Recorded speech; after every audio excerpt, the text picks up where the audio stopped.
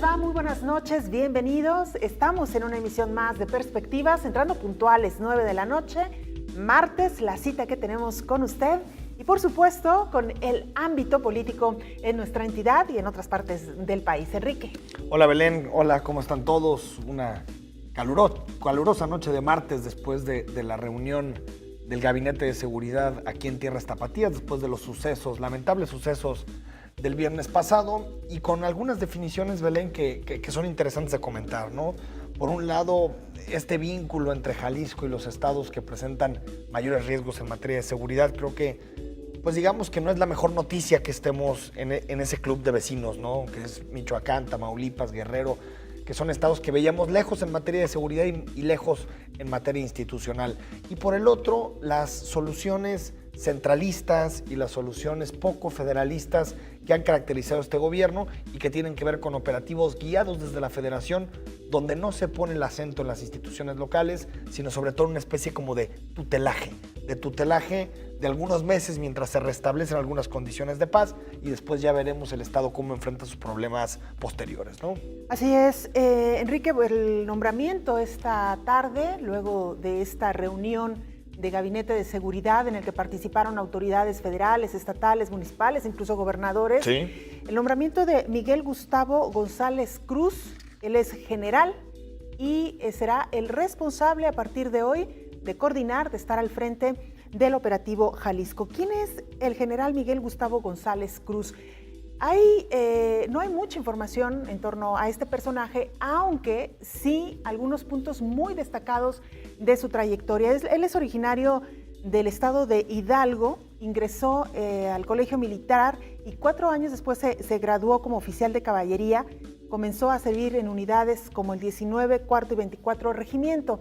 Ha pasado por varios estados, Enrique, algunos de ellos muy conflictivos en el norte de nuestro país. Se le recuerda, por ejemplo, con algunos logros específicos en Ciudad Mier, y sus desempeños más recientes fueron en la 7ª Zona Militar en Chiapas y el año pasado, en septiembre del año pasado, como titular de la 5ª Región Militar. Un hombre que ha dado resultados y que hoy se está confiando en él para que dirija los destinos de este operativo. Sí, digamos, el personaje es ese que describes con claridad, Belén, en su trayectoria. Sin embargo, a mí me gustaría poner más el acento en el tema del operativo en sí, que a mí todavía no me queda muy claro cuál es el objetivo del operativo Jalisco Seguro o del operativo Jalisco comandado por fuerzas federales.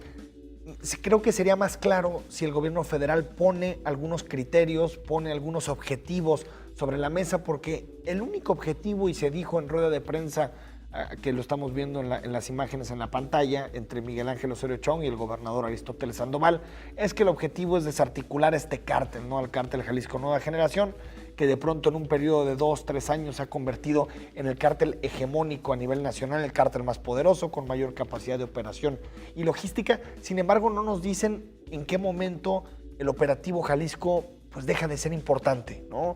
¿Qué se necesita? ¿Qué objetivos en materia de seguridad? ¿Qué indicadores podemos medir? Y eso es lo que a mí me genera desconfianza. Porque veamos los casos. Michoacán. Es cierto que hay una reducción de violencia, pero institucionalmente Michoacán sigue siendo igual de débil que lo era antes. Guerrero se dice, bueno, se ha logrado estabilizar, pero los grupos de autodefensa, las policías comunitarias, todo lo que está relacionado a los Guerreros Unidos, los cárteles, la presencia incluso de una parte de la familia michoacana que todavía sigue existiendo en Guerrero. Es decir, este tipo de operativos no han dado buenos resultados, hay que decirlo. Y un operativo de estas características que no tiene un objetivo fundamental y que diga, cuando las condiciones estén así, le vamos a regresar el bastión al gobierno del Estado, por lo menos a mí no me parece la mejor solución. Sí, porque incluso el modelo quizá pudiéramos pensar es similar a lo que ocurrió en Michoacán con el nombramiento de un comisionado, pero no necesariamente, no lo han dejado como tan claro. Es coordinador, le dicen, no comisionado, ¿no? Así es. Ahora, Belén, a lo que me refiero es, realmente, y esto es una pregunta sobre todo para el gobierno federal, ¿realmente Jalisco es Michoacán?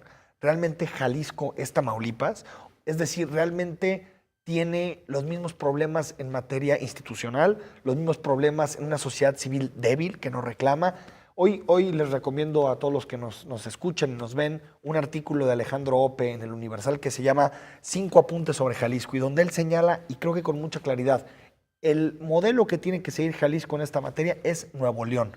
No es Michoacán ni Tamaulipas, porque estaríamos confundiendo dos problemas completamente distintos. No podemos comparar la problemática que tiene Michoacán con esa diversidad geográfica, el estado, la complejidad que tiene, con la de Jalisco. Creo que se están revolviendo problemas y se empieza a tomar soluciones con trajes que no están hechos a la medida. Claro, y me parece, Enrique, que al final están casi que localizados cuáles son los conflictos que se viven en Jalisco y que marcan la diferencia con algunas otras entidades. Efectivamente, en Jalisco no podemos, aunque hay problemas sociales, no se pueden comparar con lo que vive Michoacán o con lo que vive Guerrero. Guerrero, por ejemplo, un estado con altos índices de pobreza, de analfabetismo, de guerrillas, en fin. Estamos hablando evidentemente de contextos, de historias distintas, aunque similares en algunos aspectos. Y lo mencionabas también, Enrique, a mediodía, cuando hablábamos en el espacio de señal informativa, y con base en esta columna que tú ya recomiendas, ¿por dónde tendría que empezar la entidad? Y me parece que se toca un punto fundamental. El hecho de que en Jalisco, y así lo han señalado algunos analistas, las corporaciones policíacas estén infiltradas, que tampoco es los únicos, no somos los únicos en México, pero sí con particularidades y peculiaridades, ¿no? Es que ahí creo que, Belén, apuntas creo que el debate fundamental. Es decir, el de Jalisco es un problema, creo, sobre todo policial e institucional, que era muy parecido al caso de Nuevo León y que creo que se fue de alguna forma reformando con esta nueva política de policías, donde se formaron policías de élite, mejores salarios, mejores condiciones para las policías, fuerzas únicas, mayor coordinación, ¿no? Sobre todo un esfuerzo policial. Yo creo que el error en la forma en que ha sido tratado el tema de Michoacán y de Tamaulipas es que no ha habido ningún acento ni en la recomposición del tejido social, ni tampoco ha habido ningún acento en atacar estos índices de pobreza que tú ya mencionabas. En Guerrero la pobreza alcanza el 70%. No es que en Jalisco no haya pobreza, pero es el 35%. La mitad, son dos estados completamente distintos. Y yo creo que seguir el mismo modelo nos calca una idea que creo que de pronto tiene este gobierno, que es muy centralista, de pensar que todos los problemas en provincia, todos los problemas en los estados se resuelven de la misma manera, cuando Guadalajara no es Chilpancingo y Morelia no es Monterrey. No son las mismas realidades, y creo que el tomar un mismo modelo nos puede extraviar del objetivo fundamental, que es, como tú decías, fortalecer las policías y tratar de hacer equipos estatales confiables para los ciudadanos. Sí, claro, porque hasta ahora se ha hablado solamente de perseguir, combatir un cártel en nuestra entidad, el más fuerte, Cártel Jalisco Nueva Generación, de capturar a su líder, Nemesio Osegueda, alias El Mencho, pero poco se ha hablado, Enrique, al menos las autoridades no lo han hecho público, el hecho de limpiar, de sanear en la medida de lo posible las estructuras que han sido permeadas por el narcotráfico, y desde ahí ir hacia adelante. Claro que es importante desactivar un cártel, claro que es importante a capturar a su líder, pero ¿dónde dejamos el problema, el cáncer de fondo, no? Ahora, y lo dices bien, Belén, a ver, creo que la fuerza única es un buen paso para eso, no creo que sea el único, pero sí se tienen que resolver muchos temas que envuelven, ¿no? Ya lo platicábamos también en el noticiero, la impunidad es tremenda, y con una impunidad de este tamaño, toda reforma pues cae como en la simulación, ¿no? Es decir, creo que hay muchas cosas que arreglar, pero no me gusta que la federación tome a Jalisco con las mismas consideraciones y los mismos criterios que con Michoacán y con Guerrero, cuando son problemáticas completamente distintas. Y me parece, Enrique, que los mensajes tendrán que ser claros desde las diferentes trincheras y desde los diferentes ámbitos de la sociedad. En Jalisco, hasta ahora, salvo que los hechos nos digan lo contrario, hay condiciones para llevar a cabo un proceso electoral, que era lo que se cuestionaba en otras entidades, en Guerrero, por ejemplo, ¿no? Hasta ahora, hasta este momento, las condiciones siguen dadas para llevar a cabo un proceso electoral. Sí, es verdad que hay preocupación específicamente con algunos puntos, y por eso es que hoy hemos querido abrir y precisar este punto, ¿no? Porque al final de cuentas la seguridad impacta en medio de un proceso electoral, eso sí, no lo podemos negar, pero lo importante será también cómo se va resolviendo y tratando de que la inseguridad, este periodo que estamos viviendo, no contamine un proceso que tiene que ser de participación ciudadana, democrático, porque además ya lo vimos, los tapatíos, horas después de ocurridos estos ataques, Hay muchas opiniones encontradas. En lo particular, yo te puedo decir que por la noche vi una ciudad relativamente tranquila, en calma, el fin de semana con mucha más actividad. Y era puente, ¿no? Y eso de pronto claro, te hace quita ver un la poco ciudad. la perspectiva, claro, porque hay menos gente, hay menos autos. Ahora, pero claro que hay una repercusión en el ámbito político. Ahora, yo lo que creo, y aquí podemos ver algunos casos de estados con los que el secretario de Gobernación nos hizo el favor de compararnos, estados que han tenido, digamos, y creo que en un gráfico lo vamos a poder observar con mucha mayor claridad, estados que han tenido procesos electorales con niveles altos de inseguridad, ¿no? Y vemos que hay una relación prácticamente directa entre inseguridad y abstencionismo. Es decir, la mayoría de la ciudadanía tiende a replegarse en sus casas, cosa que es, creo que, un error rotundo. Porque como tú lo dices, Belén, creo que la forma más adecuada de responder al crimen organizado, de responder a los delincuentes, es ocupando los espacios públicos, y un espacio público es la elección, donde se eligen y donde se escogen a los distintos alcaldes y distintos representantes públicos. Aquí está el caso de Michoacán, por ejemplo, ¿no? 67% de abstencionismo. Estamos hablando de un abstencionismo tremendo, es decir, que 2 de cada 3 electores de la lista nominal no salieron a votar. Tamaulipas, que fue el caso, si recuerdas también, Belén, del asesinato del candidato a la gobernatura por parte del PRI, en ese momento en Tamaulipas, en 2010, ya pasó prácticamente un lustro.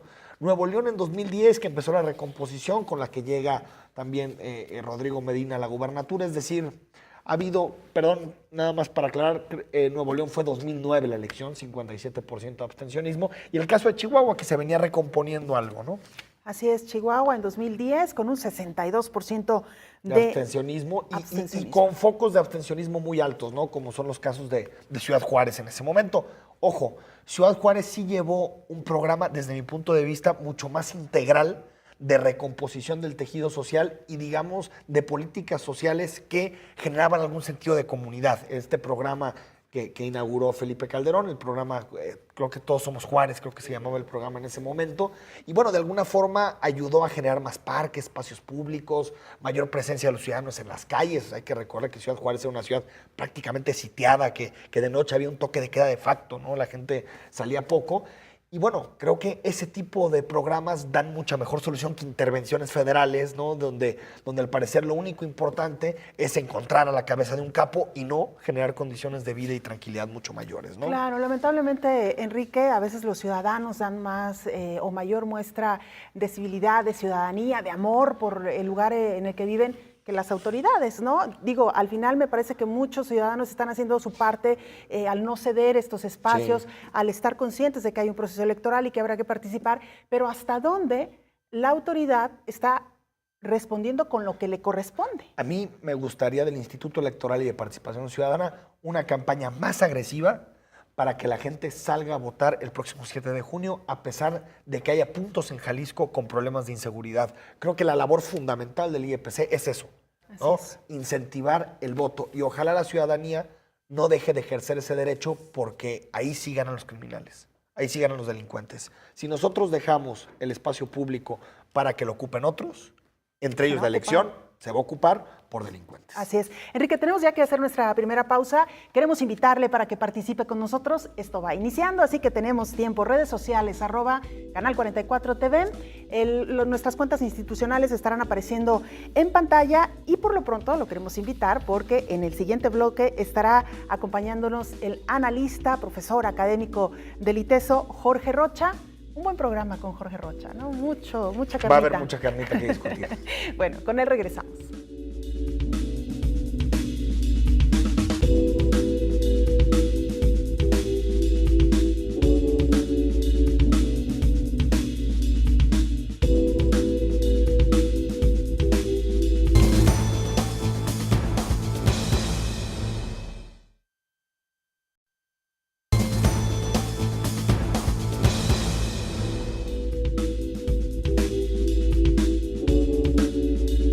Estamos de vuelta en Perspectivas y estamos analizando el proceso electoral, y no solo el proceso electoral, sino un tema que se ha vuelto, pues, de primeras planas desde el viernes anterior, que es el tema de la inseguridad. Cuando muchos pensábamos que el tema iba a ser la economía de esta campaña, pues ahora sí que la realidad muerde. A base de hechos, claro, la seguridad empieza a ser el gran tópico del proceso electoral, que le quedan pues, ¿qué? 4 semanas, ¿no? Así es, estamos para cunear. a unas semanas ya de llevar a cabo esta jornada electoral. Y tenemos a un invitado de lujo, al doctor Jorge Rocha, que nos acompaña hoy aquí en el Estudio Perspectivas. Hola, ¿cómo están? Muy buenas noches, Belén, Bienvenido. Enrique. Gracias por la invitación. Jorge, pues tu impresión de lo que pasó el viernes, de las respuestas subsecuentes, de la reunión de hoy del Gabinete de Seguridad. Yo le entrevistaba a Gonzalo Sánchez a mediodía y le preguntaba, ¿hay posibilidad de que nos pongan aquí algún comisionado, coordinador u otro nombre que se les ocurra en ese momento? Y me dijo, ninguna posibilidad. Pues mira.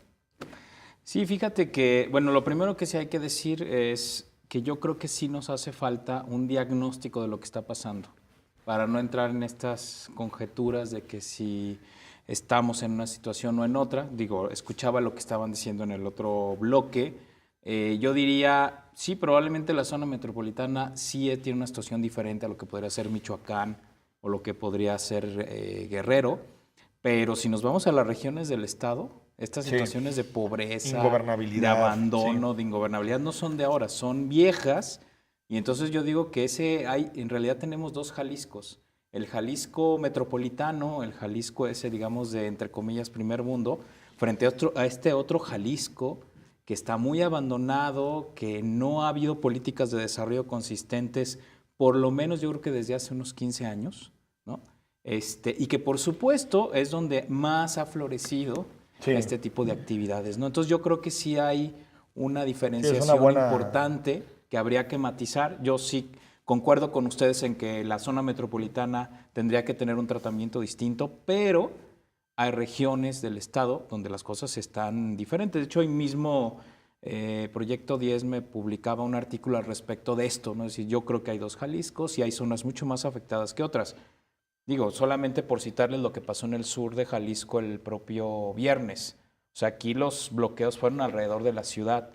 En el caso, por ejemplo, de Autlán o de Ciudad Guzmán, los ataques fueron en las ciudades, dentro de la ciudad. O sea, en Ciudad Guzmán el banco que quemaron es en una de las plazas más importantes, de hecho la más vieja. En el corazón, digamos. En el corazón de la ciudad. Y en el caso de Autlán, una de las gasolineras que quemaron era la más importante del municipio. Entonces, obviamente, digamos, voy a hacer una equiparación que quizá no es la mejor, pero es como si hubieran prendido fuego a un banco en Plaza del Sol. Ese es, digamos, para que tengamos la dimensión de lo que pasó, además de que, bueno, Guadalajara finalmente tiene muchas salidas para poder ir a otros lugares, mientras que estos otros municipios, las entradas y salidas son una entrada y una salida. Y esas estaban bloqueadas, ¿no? Entonces sí hay situaciones que yo creo que se tienen que tratar, y creo que una gran ausencia es cuál es el diagnóstico de seguridad y por lo tanto cuál es la estrategia que se tiene que seguir. Si es una intervención federal como la que ya vimos que va a suceder, ¿no? Y de hecho aquí una pregunta que me surgía es ¿qué pasa o qué papel va a empezar a jugar Nájera con este nuevo coordinador de operativo? O sea, ¿quién es el que va a llevar la batuta? La batuta y la mano.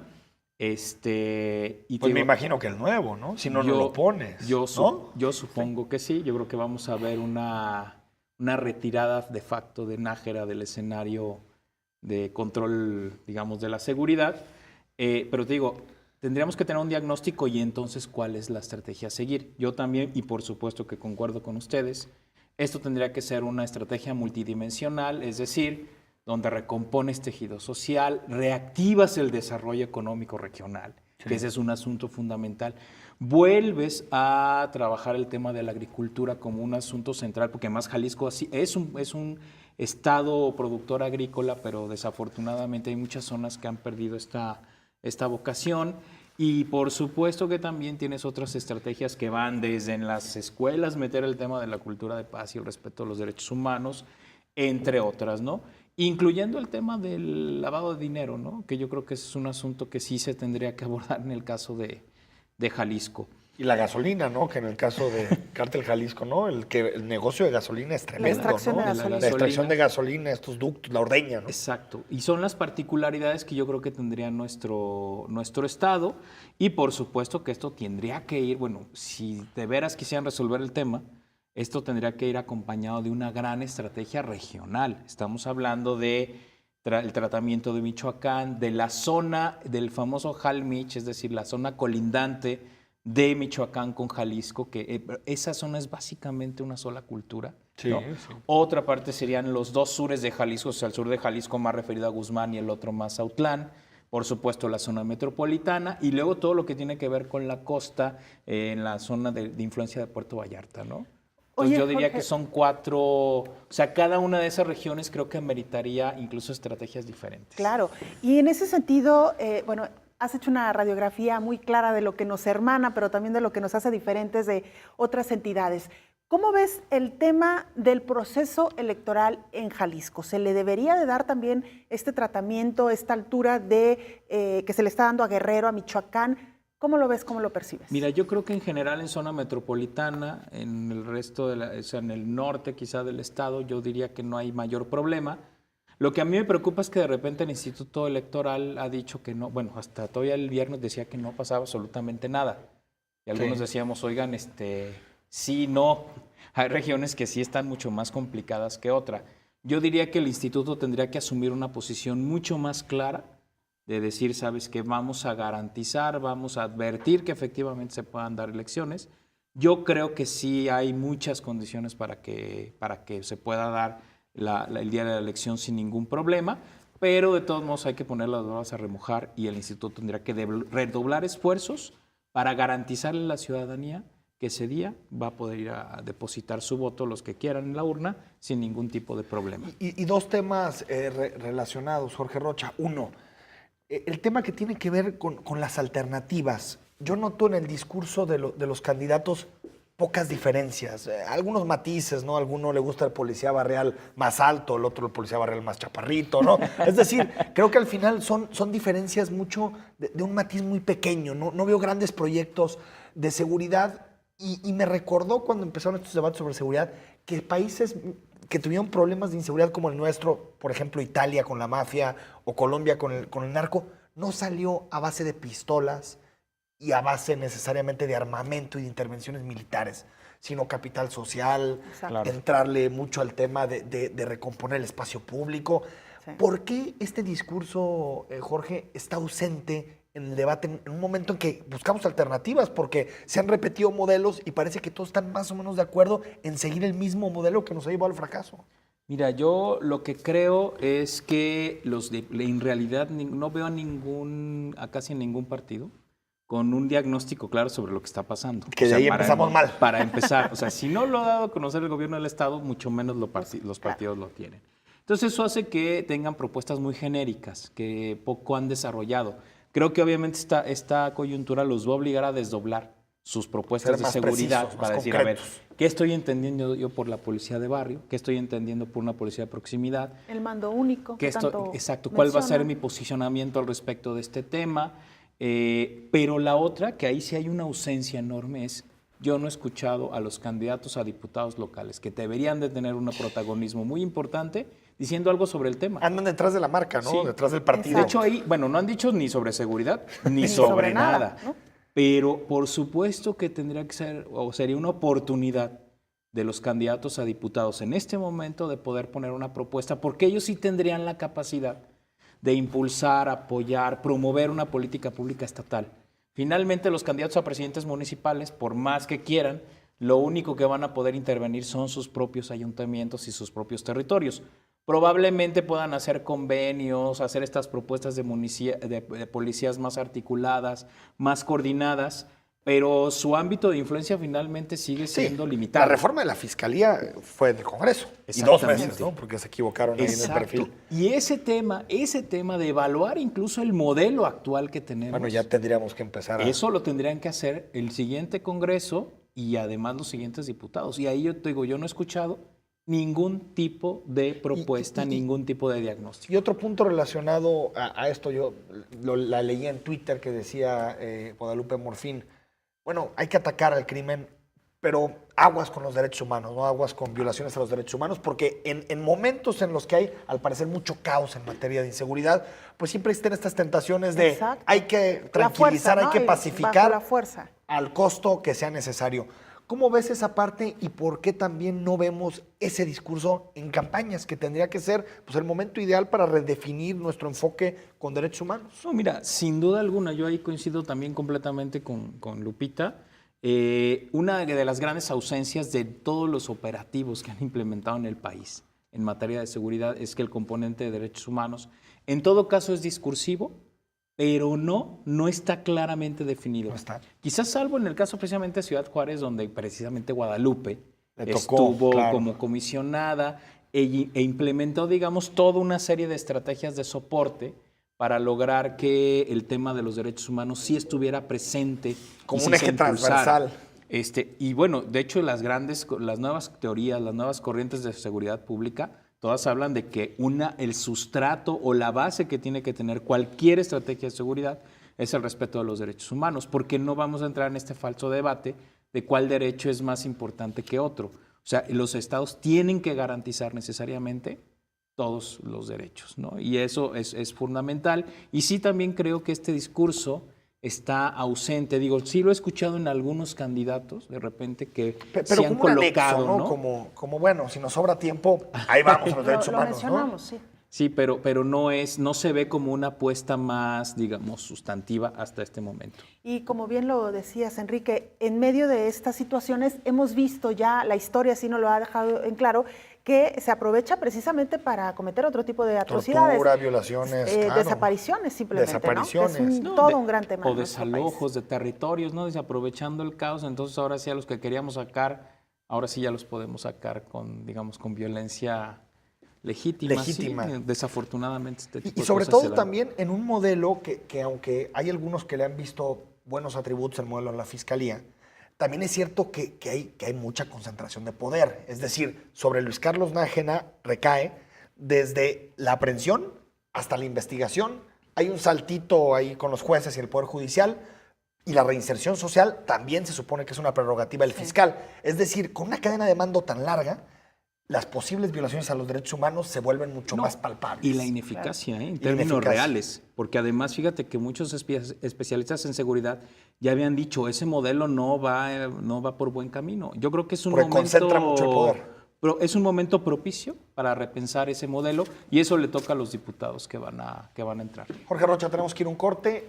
Regresamos para platicar de y qué puede provocar la inseguridad, abstencionismo, más participación. Que Claro. nos des tu opinión sobre eso, Jorge. Porque además ya tenemos también participación de nuestro auditorio. Les recordamos las formas de hacer contacto, están apareciendo en pantalla. Si usted nos sigue por Radio Universidad de Guadalajara, por cierto, le enviamos un saludo a todos a quienes nos siguen a través de la frecuencia 104.3 de FM.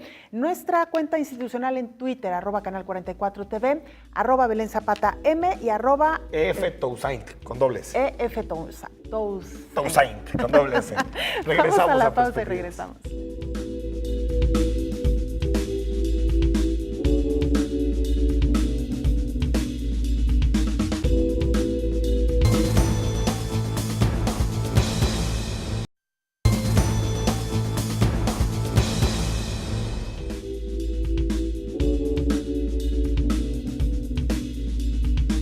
Estamos de regreso, muchas gracias por permanecer con nosotros. Estamos totalmente en vivo a través de la señal de todos, Canal 44, Radio Universidad de Guadalajara 104.3 de FM y presentes también en las redes sociales. Las cuentas usted ya las conoce. Y precisamente, Jorge, a través de las redes sociales se suben algunos a los comentarios que hemos venido haciendo. ¿Qué repercusiones tendrá o podría tener este clima, digamos, todavía más álgido que hemos vivido en los últimos días, este clima de violencia? Y la gente se pregunta, ¿votar, no votar, anular el voto? Ya comentabas algo antes de irnos a la pausa, pero ¿qué conclusión general podemos hacer de estos dos grandes temas? Mira, yo creo que el Instituto Electoral y el gobierno del Estado en su papel, digamos, de garante de los derechos de los jaliscienses, sí tendría que tener o propiciar un ambiente, una plataforma para que la gente que quiera votar lo pueda hacer sin ningún problema, ¿no? Yo creo que ya la discusión de si alguien se abstiene o anula por convicciones políticas es otro asunto. Lo que no podemos permitir es que la gente no pueda ir a votar por razones de inseguridad. Eso es lo que yo creo que sería el peor escenario que pudiéramos tener en el próximo 7 de junio. Que si la gente luego no vota porque no lo convencen los candidatos o anula porque dice no creo en ninguna de las opciones, es otro debate.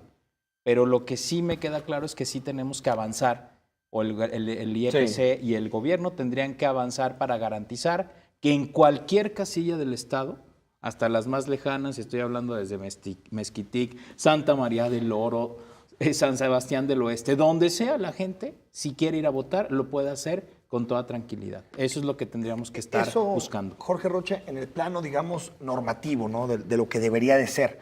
Pero, digamos, como analista, ¿qué piensas que puede pasar? ¿Cómo crees que sea la reacción de la ciudadanía? Ya veíamos algunos casos de estados donde ha habido inseguridad y el abstencionismo se dispara a niveles tremendos. Michoacán llegó al 67% de abstencionismo. Es altísimo. ¿Tú crees que en Jalisco pueda suceder un escenario de esas características? Bueno, mira, de por sí, acuérdense que las elecciones intermedias no son muy concurridas en general, ¿no? Estamos hablando de un promedio de 55% de votación, que tampoco es así la gloria. En Guadalajara, en la ciudad de Guadalajara. Aunque fíjate que en los municipios la gente suele votar un poco más. En 2009, que fue la última saliendo elección. de misa, ¿no? Es un poco la tradición. En la última elección intermedia, 2009, fue 52% en todo el estado. Sí. Que fue el mejor resultado de elección intermedia desde el 91. Por cierto, hay que decir. Por ahí andamos. Entonces, que eso pueda bajar por razones de seguridad, no lo veo. ¿No crees? Qué bueno. No lo veo no lo veo tan factible, aunque sí, por supuesto, vuelve a haber otro tipo de actos como los que vimos y donde vuelve a haber fracaso en el famoso operativo, yo creo que eso sí podría inhibir la votación, sobre todo en algunas regiones, como ya lo decía, ¿no? O sea, por supuesto. Por ejemplo, la región de los valles y todo eso, hasta Mascota. Sur de Jalisco, todas esas zonas yo creo que sí se podría inhibir el voto si es que vuelve a haber otro evento de estas características y la respuesta gubernamental vuelve a ser ineficiente. Jorge, un pequeño paréntesis antes de entrar a nuestro siguiente tema, porque Marcos González nos preguntaba, a propósito, y te pregunta, ¿es bueno votar pero anular el voto? Y agrega, ¿qué representa esto para los partidos, el anular un voto? Mira, anular el voto en términos legales no tiene ningún efecto, es decir, el voto se cuenta, pero no tiene ninguna repercusión legal, ni eso, digamos, le golpea a los partidos. Eso sí, es un mensaje de parte de la ciudadana diciendo, sabes que yo sí creo en el sistema político, o en este sistema político, sigo creyendo en él, pero ninguna de las opciones me merece mi sufragio, ¿no?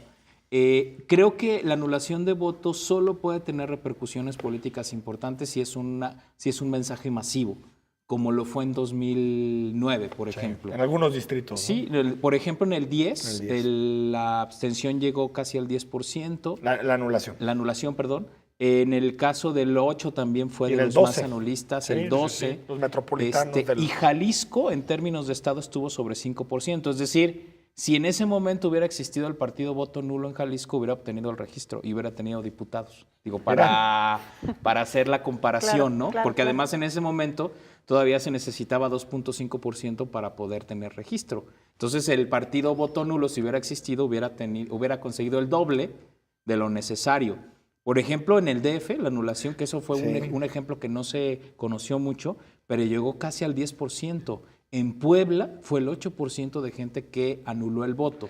Es decir, cuando tienes un fenómeno de ese tipo, yo creo que sí hay un mensaje claro de parte de la ciudadanía. Pero nadie, ¿no?, le da como uniformidad a ese mensaje, ¿no? Que es, yo creo que es decir, para tener un efecto, sí tiene que ser un movimiento articulado, con una demanda, que entienda, porque sí hubo detrás anulistas que planteaban, por ejemplo, la reforma política ya, que se llamaba en ese momento muy de lo que estaba sucediendo en España en ese momento. Sí. Sin embargo, al ser tan difuso el votante nulo y no tener vínculos y redes, de pronto parecería, o los partidos lo interpretan, no, pues son equivocaciones, la gente tacha 2 veces, pone un nombre, ¿no? Mira, el caso de, yo creo que en 2009 sí podíamos hablar de eso, de hecho. Bueno, yo en ese año fue la última vez que participé como consejero electoral, precisamente en el 10 federal. Y por como había sido la reforma electoral después de lo que había sucedido en 2006, tuvimos que abrir casi el 40% de las urnas electorales. ¿El 40%? Sí, porque las diferencias entre los partidos eran menos del 5%. Y, bueno, les los digo, jamás había leído tantas mentadas de madre en mi vida. De toda la gente que había anulado el voto, pero con un mensaje... Claro. Bastante claro, ¿no? De hecho, les decía a los representantes, ahí les va, esto es para ustedes, esto es para... ¿no? Entonces ahí sí, digamos, el problema es que en el caso de Jalisco y México, ese mensaje del 2009 yo creo que no fue recibido por la clase política como lo tuvo que haber hecho, ¿no? Y entonces no se derivó de ahí una reforma política como la que desde hace años estamos pidiendo, ¿no? Ahora, digo, para ya pasar al otro tema, sería mucho como tratar de articular, ¿no?, la novela aquella de José Saramago, ¿no?, de Ensayos sobre la lucidez, donde de pronto todo un pueblo, toda una ciudad empieza a votar en blanco, ¿no?, y lo reivindica. Cuando es un votante muy mínimo, pues creo que sí fortalece a las estructuras de los partidos. No, sin duda. De los partidos mayoritarios, digamos. No, fíjate, en esta elección particular, que yo no veo un movimiento anulista claro ni una abstención, por supuesto, y sí hay que decirlo con toda claridad, es cuando tú anulas el voto o cuando te abstienes en una elección como la que está sucediendo en este proceso, sí favoreces a los partidos con más estructura electoral, ¿no?, con más voto duro. Eso sí pasa, puede pasar en esta elección particularmente. Si tuviéramos otro escenario, probablemente podría ser distinto el efecto. Pero para esta aquí sí no hay ningún mensajero que esté diciendo vayan a anular el voto. Incluso tampoco ha habido un movimiento importante de gente que diga la abstención, hay que ir a la abstención. Tampoco lo estoy viendo. Digo, por supuesto que hay voces y gente que conozco y que respeto mucho que lo está promoviendo, pero no hay un movimiento atrás, por lo menos de lo que yo veo, de este tipo de cosas. Entonces, por supuesto que en este caso, en esta elección, si tú anulas o te abstienes, lo más probable es que favorezcas a los partidos de gran convocatoria, ¿no? Aunque digamos que el abstencionista Jorge Belén, por más que no haya un movimiento, como tú dices, articulado, sí hay algunas voces, ¿no? Ya lo mencionabas. Bueno, está el caso de nuestro compañero Rubén Martín, que lo deja clarísimo que es su posición. Bueno, también el compañero mío en radio, Raúl Torres, que también lo ha dicho en un par de ocasiones que esa es su posición. Sin embargo, Jorge, como que detrás tampoco queda claro el proyecto que está detrás de ese tipo de abstencionismo, ¿no? O sea, como que es, digamos, es un rechazo, claro, al sistema de partidos, a la forma en que se lleva la economía, al sistema neoliberal, pero no queda claro qué se propone detrás de ese sistema, ¿no? O si están de acuerdo con la democracia o no. Hay muchas interrogantes en torno al abstencionismo. Fíjate que en el caso de ellos y de otros compañeros más que abanderan estas opciones, o sea, lo que proponen son la creación de autonomías locales, ¿no? Sí. Más a la manera con la proponen autores como Sibeki, como Holloway, como Elio Gallardo, como el propio Jorge Alonso, que sí plantean, digamos, esta propuesta, pero sí sigue siendo algo, digamos, que no mucha gente abandera, también hay que decirlo así. Yo simpatizo con algunos de los planteamientos que tienen, no comparto todos, pero sí hay cosas que me parecen sumamente valiosas, pero, digamos, no es una posición mayoritaria. Y yo fíjate que se distinguiría entre un abstencionismo activo como el que ellos tienen y un abstencionismo más pasivo, que es el de la gente que se queda a ver el fútbol, ni le va ni le viene, ¿no? Que se va a quedar a ver el Brasil-México el 17 de junio. Sí, hay una razón fundamentada para no salir a votar, ¿no? Claro, y en el caso de muchos ciudadanos ni siquiera se llega a esa reflexión. Vamos a ir al corte, pero de pronto el abstencionista pasivo y el activo podrían hasta compartir algo. Que el sistema de partidos y los actores, no, o sea, es decir, no le ven ninguna diferencia. Ajá, no. Es como elegir, como dicen ellos, entre dos refrescos, ¿no? Entre las dos marcas de refrescos. Es decir, no hay diferencia entre los partidos, ¿no? Uno se queda sin actividad, pero al fin y al cabo comparte los principios, ¿no? Sí. Vamos un corte en perspectivas y regresamos para platicar del monitoreo que se ha hecho de medios, del ITESO y del UDG. Regresamos.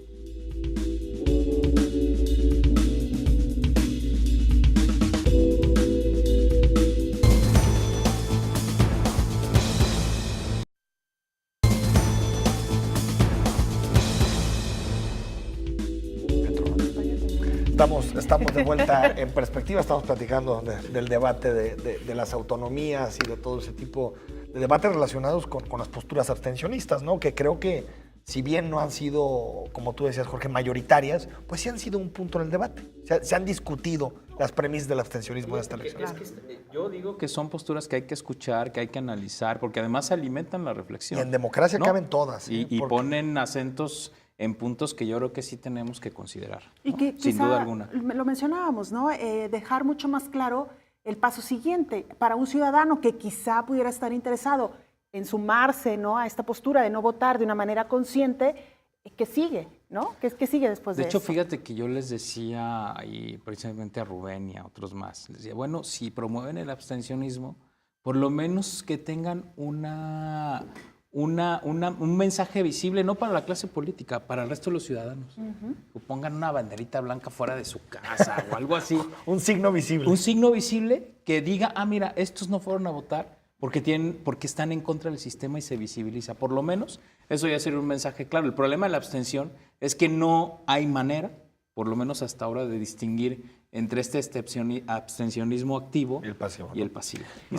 Y saliéndonos del abstencionismo, Belén, pues las elecciones, un papel fundamental que tienen dentro del sistema electoral, digamos, son los medios de comunicación, ¿no? Los medios de comunicación juegan un rol fundamental, la mayoría de la ciudadanía se entera por esa vía, y según los estudios que han hecho, los monitoreos que han hecho tanto el ITESO en medios impresos como la Universidad de Guadalajara en radio y televisión, lo que nos damos cuenta es que hay una hegemonía muy clara de una elección, que es la de Guadalajara. Prácticamente el 40, 45, hasta 50 en unos casos de cobertura, 50% ha sido de la elección de la capital. ¿Te sorprende, Jorge, que sea así? ¿Ya lo esperabas? No, ya lo esperaba. De hecho, precisamente ahí en el Informador daba el otro día una entrevista donde decía esto. O sea, claramente hay una hipervisibilización de Guadalajara, ¿no? Luego, obviamente, está Zapopan y el resto. Y el resto, hablo del resto de los 123 municipios de Jalisco. Y luego, por supuesto que, vuelvo a repetir, el tema de diputados simplemente está ausente. Ahí tenemos algunos datos, por ejemplo, en materia de periódicos, ¿no? Que es muy interesante porque el periódico tiene un poco más de espacio para tratar de involucrar a todos. Claro. Por ejemplo, en este caso, vean las notas que han salido en periódicos por partido político. 604 el PRI, 508 MC, 403 el PAN, 249 el PRD y 84% el partido, 84 notas el Partido Verde. Esto del 5 al 18 de abril, según el Observatorio Q del ITESO. Yo por lo menos veo que se trata de fomentar la equidad. Veo a todos los partidos representados. Sí, por lo menos hay notas de no sé si una equidad positiva o no, pero por lo menos hay de casi todos los... Digo, también ya no se involucraron, pero hay de todos los partidos. Y también tenemos los datos que se ha arrojado en cuanto a cobertura por candidato. Y el candidato del PRI, Ricardo Villanueva, encabeza esta cobertura con 338 notas.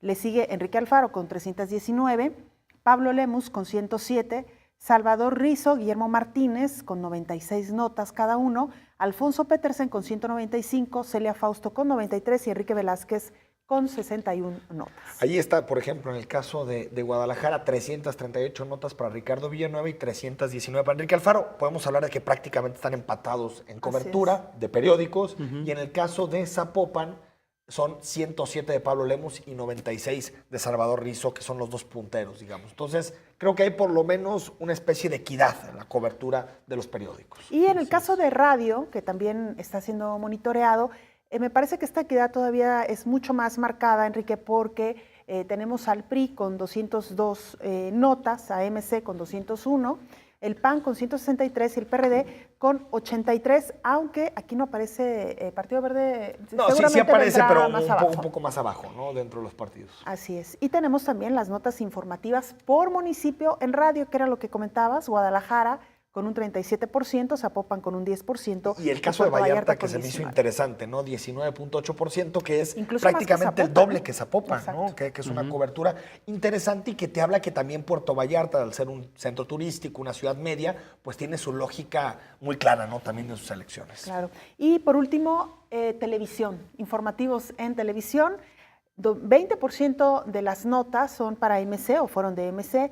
El PRI obtuvo el 16.5% y el PAN el 14.3%. Es, digamos, en este medio donde MC encabeza a diferencia del resto, ¿no? Y hay que decir también, para pasar a que nos comente un poco lo que opina Jorge Rocha, la mayoría, estamos hablando 85-90% de las notas analizadas tanto por el Observatorio Q del ITESO como por la Universidad de Guadalajara son notas neutrales, o sea, se califican como neutrales. En realidad, y creo que esto le quita un poquito de debate y de sabor a las elecciones, los medios están jugando un papel plenamente de máquina informativa, pero muy poco de valoración, de debate, de análisis, de contraste de ideas, y eso de pronto creo que nos puede llevar a campañas un poco aburridas. Viene de la ley, hay que decirlo, pero los medios han tenido que jugar ese papel. Información pura y dura, como le decimos en Hasta el ahí. ámbito, ¿no?, periodístico, ¿no? Hasta ahí. Pero bueno, también hay sus espacios de análisis, que precisamente ahí es donde se trata de darle un poco más de juego. Jorge. Pues mira, yo creo que en Jalisco, de hecho, esto es una tendencia que no es nueva, ¿eh? Ya creo que quizá desde las elecciones del año 2000 hemos ganado en una presencia más o menos equilibrada de los que los medios consideran son los principales actores en disputa, ¿no? Es decir, cuando calibran los medios de comunicación, a ver, estos 3 o estos 4 son los principales actores, suelen darles el trato más o menos equitativo. Por supuesto, eso no puede ser exactísimo, Claro. pero se trata, digamos, de dar equilibrio, y claro que luego siempre y seguramente hay otra serie de partidos con mucha menos convocatorias que sí suelen ser, digamos, tratados de menor manera, pero creo que ese es un espacio ganado en términos reales en los medios. A mí lo que me preocupa es que aún con estos datos, creo que la información que tenemos en términos electorales es poca. Muy poca. O sea, de la que hay sí es equitativa. Sin embargo, la que hay es muy poca. Yo creo que no hemos tenido la información suficiente para que los ciudadanos puedan hacerse un mejor criterio de por quién van a elegir. Y si de por sí, fíjate, hay poca información y luego los matices entre las propuestas son pocas, son mínimos, entonces la verdad es que el ciudadano se queda en la indefensión, ¿eh? No sé qué opinen, Jorge, Belén, que ha desaparecido un elemento que es importante. Yo soy de los que cree que en este país hay que apostar por la equidad, porque al haber las diferencias económicas que hay, las disparidades regionales, tenemos que apostar por un modelo de equidad. Sin embargo, desaparecer totalmente el mérito en las campañas se me hace un error tremendo. Es decir, el candidato que sale y hace un evento interesante con propuestas, programas, se compromete, tiene prácticamente la misma cobertura que el que se queda en su casa rascándose la panza. Que eso yo creo que no es un buen modelo para incentivar el debate político entre los candidatos, y por eso nos pasan este tipo de campañas, porque el candidato sabe que haga lo que haga, el medio tiene obligación de cubrirlo por equidad. Creo que tendríamos que repensar este modelo de comunicación política que nos está llevando a campañas pobres, aburridas y caras, ¿no? En términos de costos, ¿no? Pues sí, digo, a mí me parece que tiene sus pros y sus contras. Evidentemente lo hemos vivido, incluso candidatos que ni siquiera han pedido el espacio, pero que como medio tienes que ir a buscarlo para invitarlo, lo cual... ¿Y cómo por qué? Exactamente, no debería de suceder así.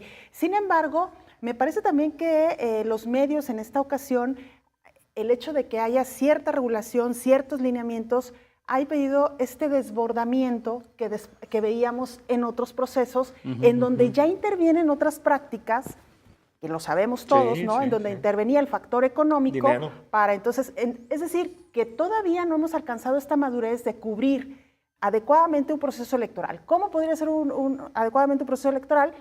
Con análisis, con dimensión, con propuestas, Debate, con contraste. debate. Claro, pero ahí tendría que haber un criterio periodístico muy serio, muy centrado desde quienes dirigen los medios de cara a un proceso electoral. El problema es que siempre hay factores que desequilibran pues este trabajo, ¿no? No, sin duda alguna. Y sabes que yo creo que también otro de los problemas que tenemos, y sí aparece en el trabajo del ITESO y de la ODG, es esta excesiva centralización en algunos municipios, y el resto de las elecciones, algunas que son demasiado importantes, simplemente no aparecen, ¿no? O sea, poca información, ¿no? Esa información plana, y además muy centralizada en algunos aspectos, ¿no? Por ejemplo, ahí yo creo que sí los medios tendrían una responsabilidad de hacer más visible lo que sucede en otros lugares, en otras regiones, por supuesto en otras elecciones. O sea, finalmente se van a elegir muchos más puestos de elección popular de que solo Guadalajara. El problema es que hay una sobrevaloración de esa elección, porque lo que se estima es que ahí se está jugando lo que en 3 años se va a disputar. Sí, no es tanto lo de hoy, ¿no? Sí, es como una especie de elección de gobernador adelantada, y eso está, digamos, afectando el tipo de cobertura que tenemos. Y el otro detalle, fíjese que sí quisiera ponerlo, es que también creo que la gente que escribimos en medios o que comentamos, o sea, la gente que hacemos columnas, que tendríamos mayor capacidad de generar estos debates, de criticar, creo que tampoco lo hemos hecho con mayor énfasis, fuerza, ¿no? con mayor énfasis. Creo que no hemos sido lo suficientemente críticos. Ahí yo creo que también los que comentamos en general, que además no somos muchos desafortunadamente, creo que tendría que haber más voces. Tampoco hemos ayudado a que se propicie un ambiente de mayor debate. Pero es que, digamos, lo que está detrás de eso, Jorge Belén, es esta idea de imparcialidad, creo que mal entendida, ¿no? A ver, una cosa es la imparcialidad en términos de partidos políticos, a lo que todos los periodistas, comentaristas y analistas estamos totalmente obligados, ¿no? Porque claro, es parte de nuestra chamba. Pero otra es pensar que la imparcialidad implica también ser neutro en materia ideológica, que eso no se puede. Claro. Todos nacemos, como decía Iñaki Gabilondo, que los periodistas no venimos de Saturno, sino que venimos de aquí, de nuestras condiciones, claro, y pensamos ciertas cosas. Y creo que esa imparcialidad nos ha llevado a pensar que no podemos posicionarnos claro en temas seguridad, pues economía. Es que ahí entramos ya a un ¿no? debate de medios, porque en otros países a nadie sorprende que un periódico fije claramente su postura. Claro. En nuestro país todavía sigue siendo pero como ¿sabes qué dice en la ley electoral? Porque existe, pero lo que pasa es que nadie lo admite. ¿Pero sabes qué dice en la ley electoral? Que los consejeros van a velar por el periodismo genuino. Es decir, 7 consejeros electorales diciéndonos, 11 consejeros electorales, cómo se tiene que hacer el trabajo periodístico en todo el país. Pero ¿sabes cuál es otro problema añadido? Que luego los que se pronuncian a favor de alguien creen que porque los apoyas ya no puedes criticarlos nada. Entonces dices, sí, oye, no, ¿verdad? Es ponerte una soga, ¿no? Lamentablemente el tiempo se nos agotó. Seguramente tendremos oportunidad de repetir. Muchas gracias a usted, Enrique. Invitar a la población, a quienes nos ven, más que a la población, a quienes nos siguen en ese momento.